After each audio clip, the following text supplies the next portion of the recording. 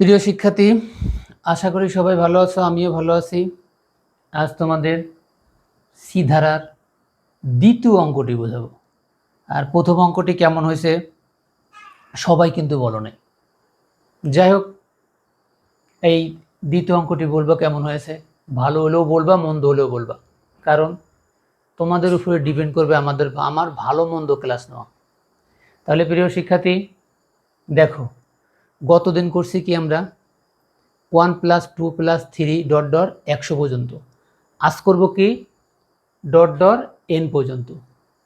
চমক একটা অঙ্ক, দেখো কেমন অঙ্ক, একটা চমক অঙ্ক।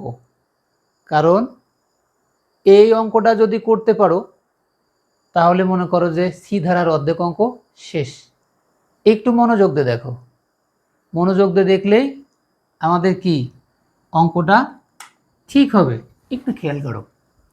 আচ্ছা দেখো, এখানে কথা হচ্ছে হলো গো ইনক্লুড স্টুডিও ইনক্লুড কনিও, তারপরে কি হচ্ছে main, MAIN main, first bracket শুরু শেষ, তারপর হচ্ছে কি সেকেন্ড ব্র্যাকেট শুরু, তারপর হচ্ছে কি ইন্ট, INT ইন্ট।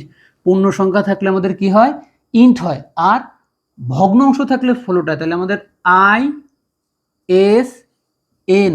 এখানে এন হয়েছে কেন, এই দেখো অজানা সংখ্যা থাকলে এখানে এন হয়, অজানা সংখ্যা থাকলে এখানে কি হয়, এন হয়। দেখো এন থাকলে আমাদের, অজানা সংখ্যা থাকলে আমাদের কি হয়, এসকানাপ, ইনভার্টেড কমা শুরু, %d, ইনভার্টেড কমা শেষ এন্ড হচ্ছে অজানা সংখ্যা এন।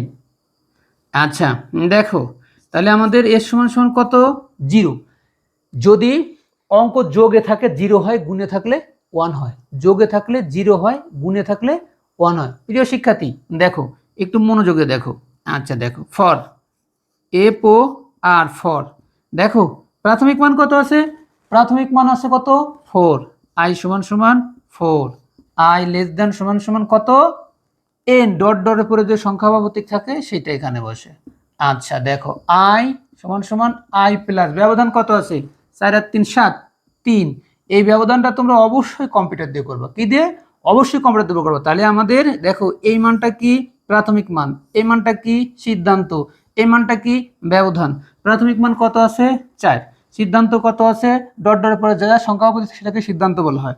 ব্যবধান কত আছে 1 প্লাস 1 সমান সমান 1 প্লাস কত 3। আচ্ছা দেখো প্রিয় শিক্ষার্থী, দেখো এখন কি হবে, আমাদের সূত্র হবে এস সমান সমান এস প্লাস আই, এস সমান সমান এস প্লাস আই।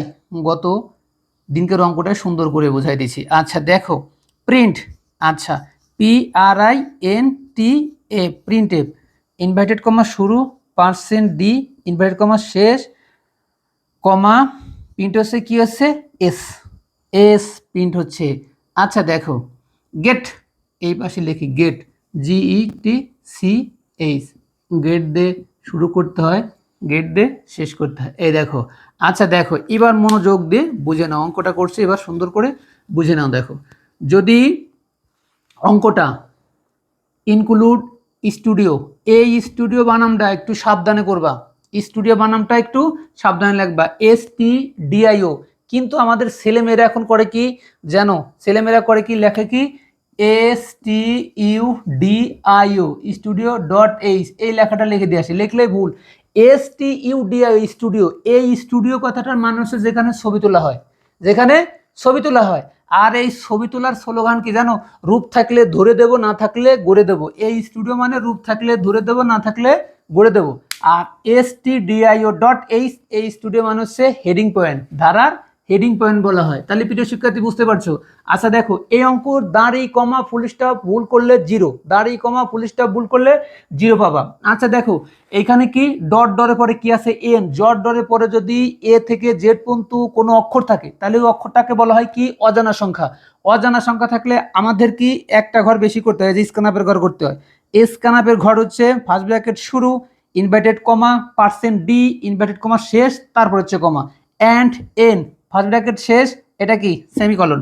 এস সমান সমান কি হয়েছে 0। দেখো এস সমান সমান কত 0, কারণ যদি এখানে গুণ থাকে তাহলে 1 হয়, আর যদি 0 থাকে, যদি যোগ থাকে তাহলে কি হয় 0 হয়। ফর ফর মানে কি? ফর মানে হচ্ছে জন্য, আর এই কম্পিউটারে ফর মানে হচ্ছে কন্ডিশন। অঙ্কের কন্ডিশনটা কি?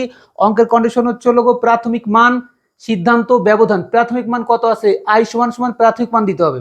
তারপরে সিদ্ধান্ত কি? আই লেস দ্যান সমান সমান সিদ্ধান্ত কত আছে? এন আছে, আমরা এন দিছি। তারপরে কি আছে? ব্যবধান আই সমান সমান আই প্লাস কত আছে? 3, ব্যবধান কত? 3। আচ্ছা দেখো এই ঘরটার নাম কি আমাদের বলা হয়?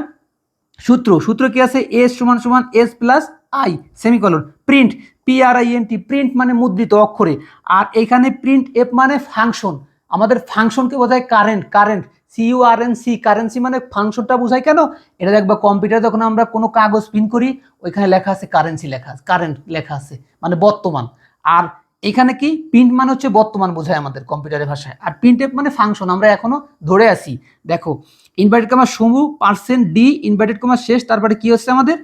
কমা এস। এস মানে কি? সমস্ত প্রোগ্রাম প্রিন্ট হচ্ছে। সাম, সাম মানে সব, ফার্স্ট ব্র্যাকেট শেষ তারপরে সেমিকলন। আচ্ছা দেখো এখান থেকে আমরা এই পাশে গেট, গেট GETCH গেট, দেখো বানামটা কিন্তু ঠিক লিখবা, GETCH গেট। ফার্স্ট ব্র্যাকেট শুরু, ফার্স্ট ব্র্যাকেট শেষ তারপরে সেমিকলন তারপরে গেট। প্রিয় শিক্ষার্থী, তাহলে অঙ্কটি বুঝতে পারছো। আরো একটু কথা বলি, দেখো তোমাদের ছোট ভাই বোনদের কেসে, ছোট ভাই বোনদের SSC পরীক্ষা শেষ হয়ে গেছে। অবশ্যই তাদেরকে ICT সম্পর্কে ধারণা দিতে হবে। ভালো একটা টিচারের কাছে ICT সম্পর্কে ধারণা দিতে হবে, কারণ ইন্টারমিডিয়েট 60 দিন পরে রেজাল্ট দেবে। রেজাল্টের পরে ওদের অনেক সাবজেক্ট হয়ে যাবে, 13টা সাবজেক্ট। আর এই 13টা সাবজেক্ট একবারে শেষ করে ওদের পক্ষে খুবই কষ্ট। এই জন্য পরীক্ষা শেষ, এখনই ওদেরকে এই ICT বিষয়ে জানার জন্য যে কোনো একটা শিক্ষকের পরামর্শ নিতে হবে, যাতে ওরা এই ভর্তির সময় ভালো রেজাল্ট করতে পারে, যাতে অতি দ্রুত এই সাবজেক্টটা শেষ হয়ে যায়। এরপরে আরও অনেক সাবজেক্ট আছে, সেইগুলো যাতে এদেরকে পড়তে হয়। তাহলে প্রিয় শিক্ষার্থী, অঙ্কটি কেমন হলো? অবশ্যই অবশ্যই কমেন্ট করে জানাতে হবে।